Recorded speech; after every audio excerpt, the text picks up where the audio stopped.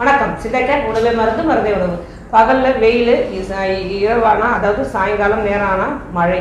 இந்த கிளைமேட்டில் திடீர்னு கண்டிப்பாக எல்லாருக்கும் ஒரு சளி பிடிக்கும், ஜுரம் வரும்.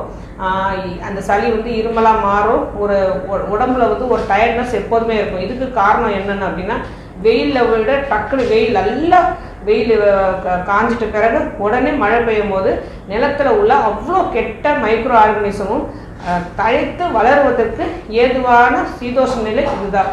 ஸோ இந்த கெட்ட மைக்ரோ ஆர்கனிசம் நம்ம சுவாசிக்கும் காற்று மூலியமாகவோ நம்ம குடிக்கும் தண்ணி மூலியமாகவோ நம்ம உடலுக்கு போய் சேரும் போது உடலில் பல உபாதைகள் ஏற்படுறதுக்கு நிறைய சான்சஸ் இருக்குது. இதை நம்ம எப்படி சரி செய்யலாம் அப்படின்னா, கண்டிப்பாக தண்ணீர் காய்ச்சி குடிக்கணும் அப்படிங்கிறது தெரியும். அந்த பிரச்சனை, அதாவது சளி பிடிச்சிருக்கு, ஜுரம் வந்திருக்கு, இதை எப்படி சரி செய்யலாம் அப்படின்னா, முதல்ல கண்டிப்பாக குழந்தைகளுக்கு வந்தது அப்படின்னா கண்டிப்பாக ஒரு சித்தர் மருத்துவரை அணுகி அதுக்கேற்ற மருந்துகள் எடுத்துக்கலாம். ஏன்னா இந்த